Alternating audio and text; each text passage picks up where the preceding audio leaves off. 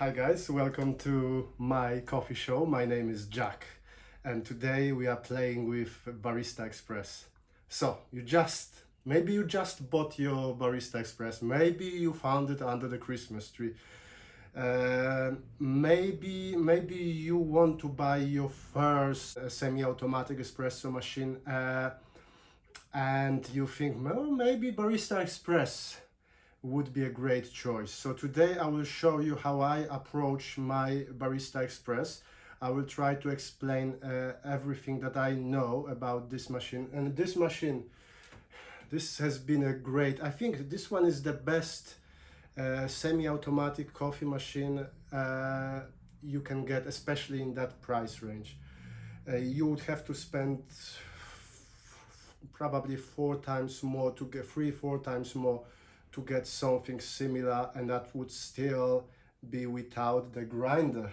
So that machine, on top of everything else here, this machine also has a grinder. Not the best grinder ever, but very capable grinder that works really well with this machine.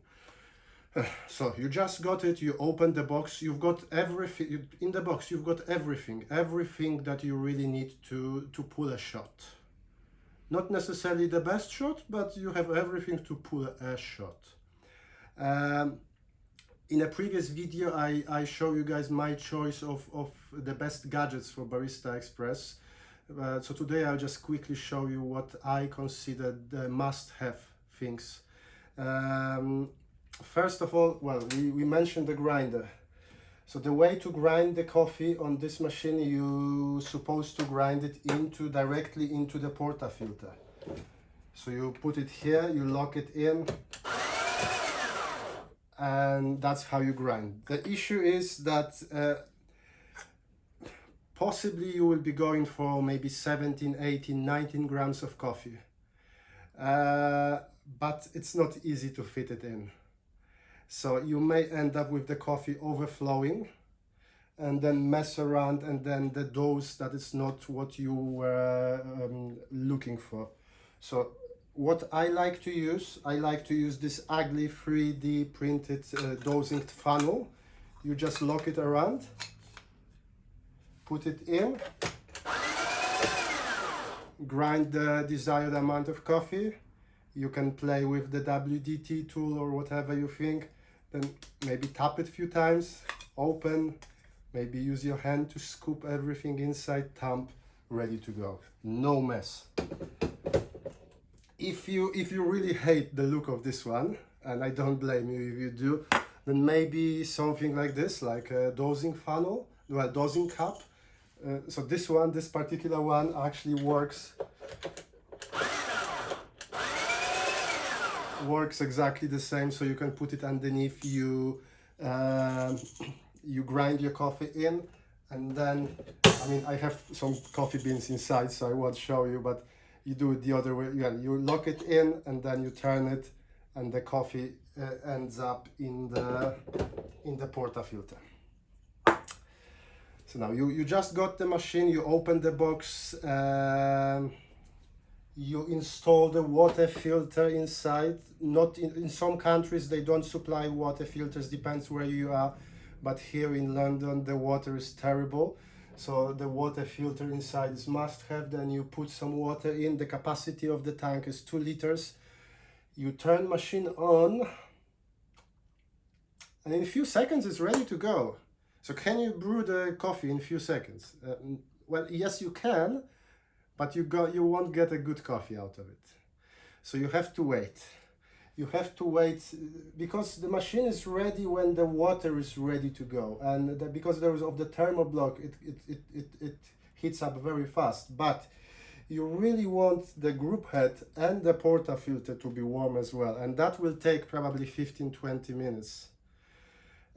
You can speed up the process when you pull few dummy shots. So just without the coffee, you press whatever single or double button.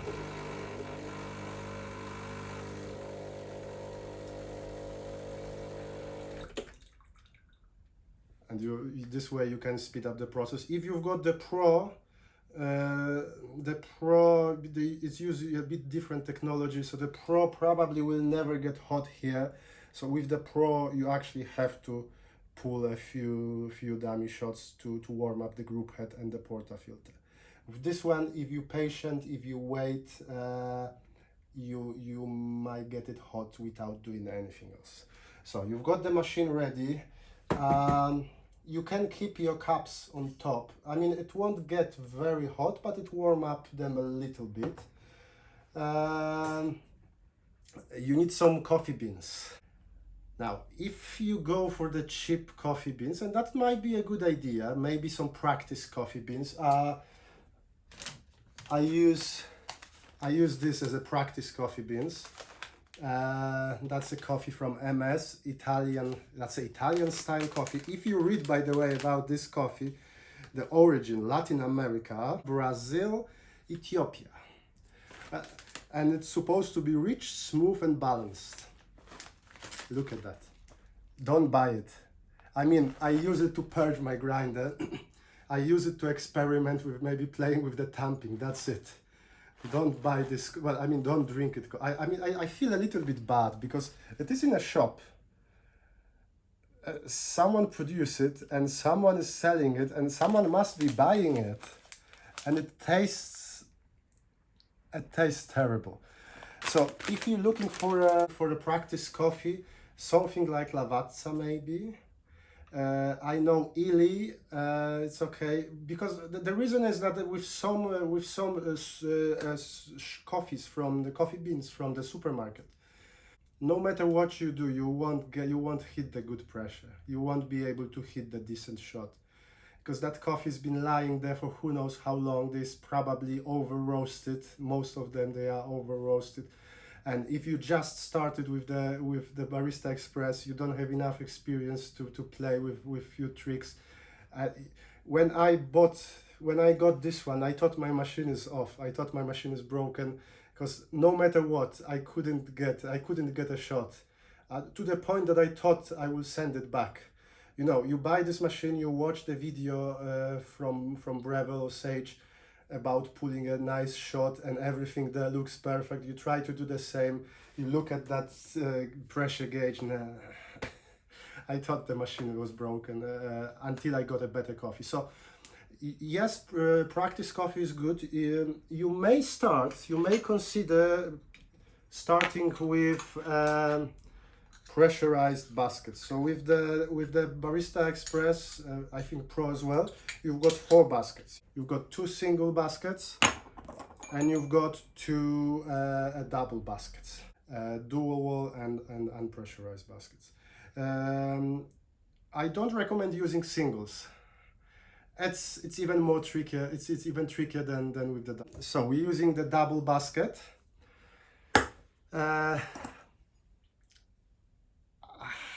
It's kind of too easy to do a pressurized basket. With the pressurized basket, you don't have to worry that much about grind settings. You can even use a pre-grinded coffee. Maybe you have some coffee you bought before you got that machine and you want to do the pre-grinded coffee. You can pull a shot. I wouldn't say a great shot, but you can pull a drinkable shot with the pressurized filter basket. So that's something you may consider at first. But nah, we want to go straight to the proper double unpressurized basket. So because there are so many holes, you have to play with the grind settings. You have to choose the grind setting that is perfect for your coffee, and nobody will tell you exactly what is the grind setting for the particular coffee. Even if you buy the same coffee, the grind setting won't be the same. Even if with the same coffee, let's say a week later, that grind settings will probably be a little bit different than when you just got the coffee, the fresh coffee. So you have to go for the fresh coffee. By the fresh, what I mean, ideally, if it was roasted maybe a week, 2, 3 weeks, up to 4 weeks ago, that's what most people consider a fresh coffee. After 4 weeks, it will become a bit more stale. So the taste won't be good, but it also will be more difficult to dial in a good shot. There are plenty of videos about how to store the coffee, so I like to use my fellow Atmos to store the coffee like for the daily use. It removes the oxygen, well, some of the oxygen from the container, so that coffee should stay fresher for longer. And then you unpressurize it, you can open it. Smells nice. And then to remove the air, you have to keep rotating. There are other options. I recorded a video about that if you're interested. For the long term, it's better to freeze the coffee. Again, there is a way to do it. There is a video somewhere there you can find about freezing the coffee, but that's for another day. So you've got this. What else I would recommend to get? I mean, you get the tamper with the machine, and it works. I don't like it. It's too light. I don't like the feel of the tamper. For the beginning, it's okay, but maybe invest in something proper, heavier. I like this one because it's got that groove, so I can see if I'm tamping evenly. Maybe you will consider tamper from the Normcore, which is a spring-loaded tamper. So this particular one is for the La Pavoni, but you can get one for the 53.5 millimeters. So this one is a bit easier to tamp because it will only allow you design pressure. So you won't be able to tamp too hard, and you know when you reach that desired pressure. And it also kind of works like a leveler, but I'm digressing again. Some people put and store the coffee beans in the hopper. I'm not recommending that. You want to keep the coffee beans fresh, and because all of that heats up, that coffee will lose freshness faster. And the other thing is that, at least in my opinion, it's easier to single dose. Everybody's single dosing now, so why not start from the beginning, start single dosing? I mean, you can play with the amount of coffee the grinder is letting you in, but with each changing of the settings here, grind settings, you have to adjust the volume of coffee that goes through, and it's never even, doesn't work perfectly. So single dosing, it will help a little bit. Yes, this coffee can take maybe a gram of coffee here and there. So if you're very worried about that, you can measure the amount of coffee before and after grind, and if necessary, you may add or take away some. I don't really worry about that. But how to measure the coffee? So you need a scale. You need some sort of coffee scale. And you can get a cheap one on Amazon for 10-15 pounds, ideally with the timer as well, so that will help you to see both the weights, the yield of the coffee, and the time that you brew the coffee. That will be very helpful. Myself, I've got that Felicita Arc. This coffee scale, very accurate. It is water resistant, not waterproof, but water resistant. It is a Bluetooth scale. If you're interested, you can connect it with your phone. Not sure why, but you can.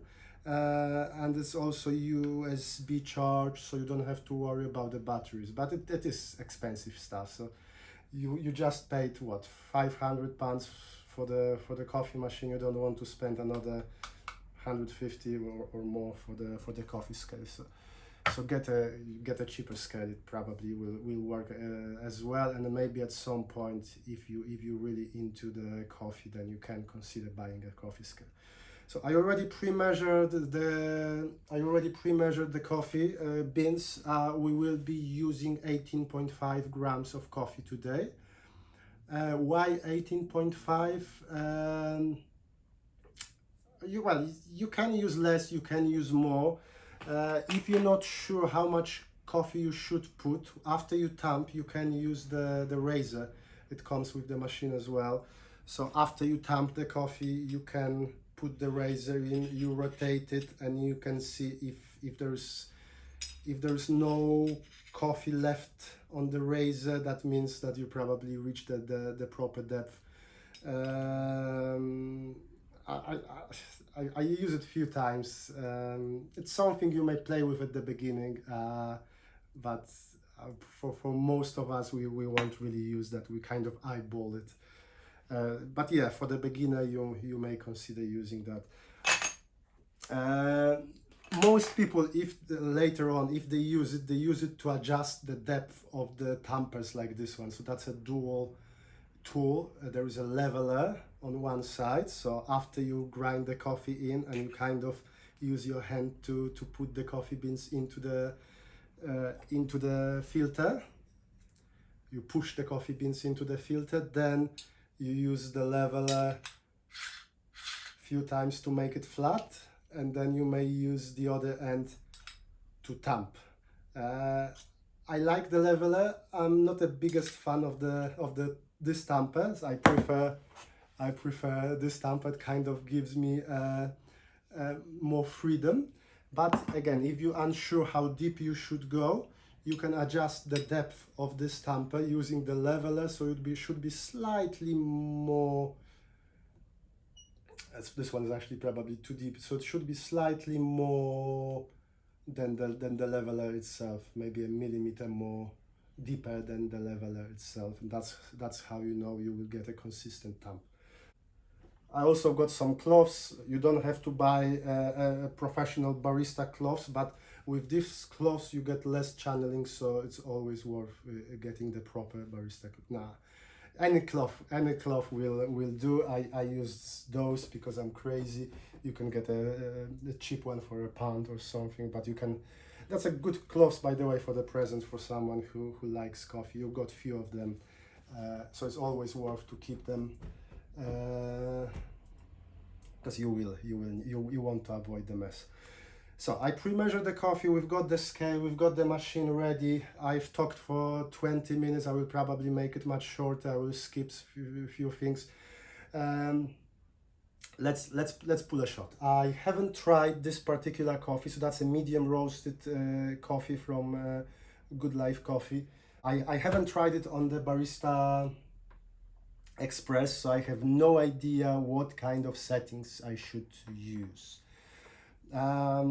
So you've got on the Barista Express, you've got 16 settings on the outside. You can also adjust the burrs inside, but for today, let's just play with the adjustments outside. So 16. So some people recommend to try with 8, so like in the middle, see how the coffee is flowing, and then you can adjust. There's another way of doing it. So some people like to choke the machine first, so grind so fine that there won't be any or much of the liquid coming out of the portafilter, and then you increase the grind settings. I will use my sixth sense, and I will start this coffee with number 5. But that is my guess, and then and usually that's what I do. I start from number 5, and then I play around. If I start from 8, almost always is too coarse. So I start with number 5, and then I will play. We will see. Now, how do I know if I get a good shot? I mean, almost any shot is good if it tastes good. Yeah. So taste any shot, taste every shot, and sometimes you may discover that for this particular coffee, for your liking, maybe this type of shot, this type of ratio is actually what you should go for. But most of us, at least at the beginning, we start to aim for 1:2 ratio. What it means is if you put 18.5 grams of coffee, you are aiming for about 30, if my mathematics are correct, probably 37 grams of liquid. And the time is also important. That's why the time on this, that's why it's nice to have a timer with the scale. We aiming something with that for the timing for something in between 25 and 35 seconds. If the coffee flows too fast, it often end up more sour, and if it's longer than that, it can end up a bit bitter. Not always, but that's how most of us see it. So then again, you can play with those things. Different people got a different preferences, and let's say if you use a milk-based drink, maybe you want a little bit more of that bitterness, or maybe you use a fruity coffee that you would like a little bit more of that sourness, but then you will lose some of the other flavors. So that's the ratio, that's the time we will be looking for today. But experiment. I mean, this is a coffee machine. When you do it at home, it should be fun. Okay, that's why I don't really worry about the percentages so much. It should be fun, and if it tastes good for you, that's great. That's great. I put the coffee in. I will use the cloth. Ugly coffee funnel. And let's grind it. And at the end, I like to tap a little bit. So all the coffee, well, most of the coffee ends up inside. So you see, you've got kind of a mountain of coffee. I also have this. That's the WDT tool, which I made myself with the Prosecco or champagne cork and some needles that people use to clean the 3D printer. Especially if you go to the next stage when you actually want to use the bottomless portafilter. That distribution of any clumps, it's very important. By the way, that's if you want to frustrate yourself. If you think that you already know everything about the Barista Express, get yourself this. I got it because lots of people on the YouTube use it, but we only use it because it shows a nice flow. But every few shots you've got the coffee all over yourself, so very frustrating thing. So you may play with this one. I won't do it today. So again, be gentle with that. You don't want to create some pockets of air inside. Slowly take it off and you see a nice coffee bed. Now I will use my hand to just round everything in. Let's use the leveler.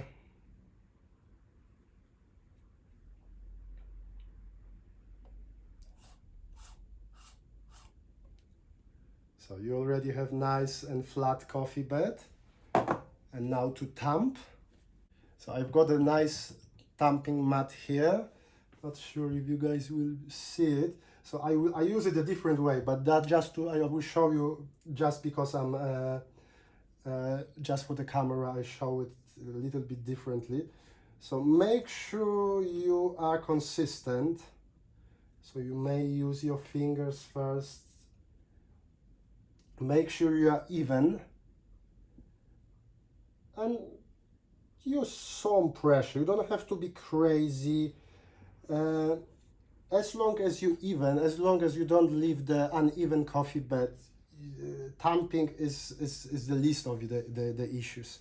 If you have issues with the coffee, it's probably not about it. Tamping is the last of your problems. So we've got nice even coffee bed. Now let's pull a shot. So first, what we recommend to do is to just flush the group head, just to be sure that the water inside is of the desired temperature. There is a way to control the temperature, by the way, in this machine. Check your manual. I never remember, but I think you turn the machine off, then press and hold program button, and then simultaneously you press the power button, and you've got that 5 seconds of window of opportunity where you can increase or decrease the pressure depending where it is. This one is a +1, +2, -1, -2, but that's again for another day. So we flashed. Now we lock the coffee in. The scale, you don't want to leave, by the way, coffee inside the group head for too long. And now from here, what you could do, you could just press a double button, and that would put the pre-measured preset amount of water through the coffee bed. But we want to be precise today, so we want to control everything. So what we will do, I will press the program button. Then I will put my coffee glass underneath. Then I will press the double one. And then I will wait. I will see the coffee flow. I will see the time and the yield. And when I'm happy, I will press it on again. And I will press it again. And then that puts the machine off. So the coffee in.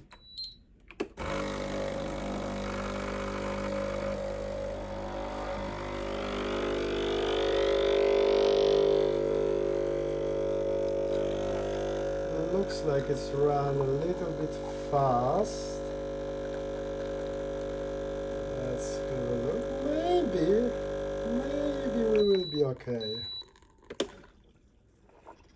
Okay, so that was a teeny tiny bit too fast. I mean, the shot by itself looks great, but it was teeny tiny bit too fast. So maybe we move it from 5 to, should we go 4 or 3? I mean, I probably would keep that shot if it was for myself, but I want to show you the dialing, how to dial in the coffee. So I will do it one more time. So we will quickly repeat the process. Now, one thing that you will need is a knockbox. You don't get a knockbox with the Barista Express. So you can get a Sage or Breville knockbox on the Amazon, or you can go for the fancy one like I did. Is somewhere there, but it's nice to have a knockbox. Otherwise, you will go with that coffee dripping everywhere on the floor, creating a mess. So get yourself a knockbox as well. So the number 3 settings on the grinder.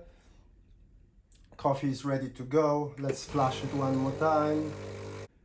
Wipe it. It's nice and clean. And we will do exactly the same process.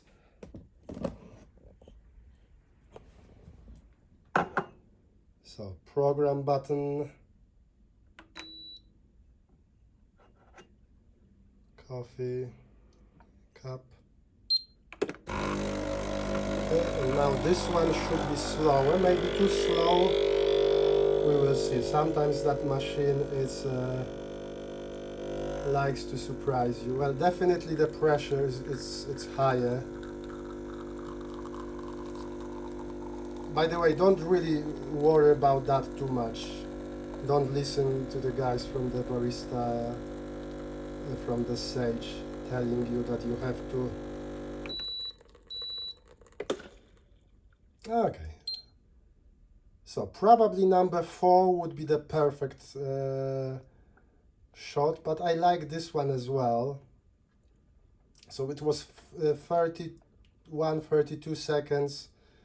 There are always some drips, even when you turn off the machine, there are some drips coming, so you can either calculate it in or remove the cup immediately. I couldn't because I'm holding the camera. So we've got a nice shot of espresso. And guys, I tell you something, if you dial it in nicely and with a little bit of luck, you can get shot of espresso that can be equal to the shots from machines that are many times more expensive. It's usually more about the grinder than the coffee machine. So maybe in the future you may consider improving the getting a different grinder for this machine. But the machine itself, it's really good. There are some issues. So this is, well, most of us, we like 9-bar machines because it's considered to be a gold standard. Well, some people argue, but that's for another day. This machine, it ramp up the pressure up to 14 bars. So especially with the bottomless portafilter, that can create lots of channeling. But for the daily home use, I mean, it smells, look at the crema, look at everything. Nice, fruity, very mellow, but that's how this coffee tastes like. Great shot of espresso. Now, maybe you think about steaming milk and latte art. I've been I've been playing with this machine for the last 9 months. I can steam the milk, and sometimes it even comes nicely. Latte art is something that is beyond me. So I will just quickly show you how I steam the milk, but guys, take my advice. You can find people who can do it much better than myself. So we clean up the mess first. Now, once you're done with the machine, flush, clean up the group head. I don't recommend locking it in if you don't use it. Some people do it, some people say it can eventually damage the gasket. I don't know, I don't do it, so I don't recommend it. Now, to steam the milk, that's a process, and it takes about 70 seconds, depending on how much milk do you steam. So you turn it on. First, there's a water coming.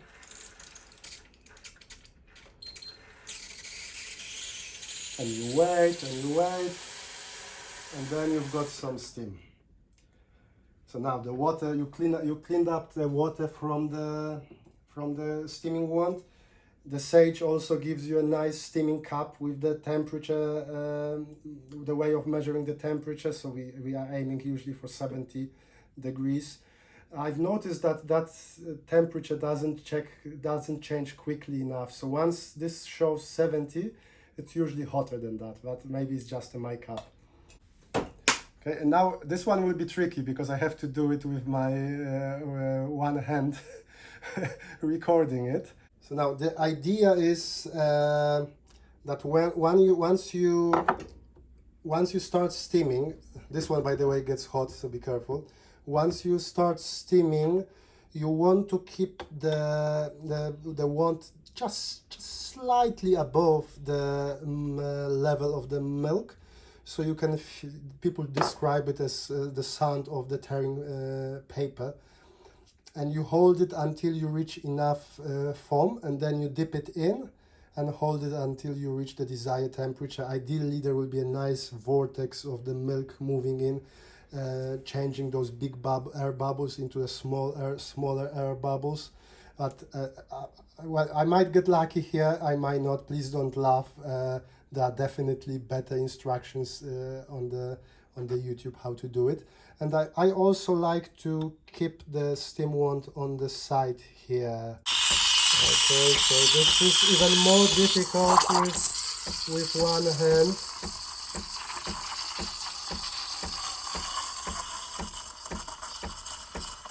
Who knows what we're going to get. You just keep looking at the milk. If you get too much foam, even when making the latte art will be almost impossible. I mean, for me, it's almost always impossible. Once you're happy with the volume of milk, you can dip it in a little bit more, and then you wait. You will see at some point the temperature changing. Milk looks nice. It's easier for me to steam the milk on this machine than on a dual boiler because of the time. It's easier to correct any mistakes. Now, don't forget to wipe your wand and also purge it. You don't want any milk inside, so you just purge it. Yes. You get a tool with the Barista Express. You get a tool to clean up if there is some milk stuck inside. But well, you want to avoid it. So now, if there are any big bubbles, you can tap it a few times. I will quickly make some sort of latte or maybe flat white, depending on what it is. Again, it's even more difficult to do it with one hand, so please don't laugh. So you put some of that cream, yeah, and then you've got a heart or a us, depending what's on your mind. It's supposed to, but I wanted it to be a heart. Let's say it looks like a heart. I will put some more.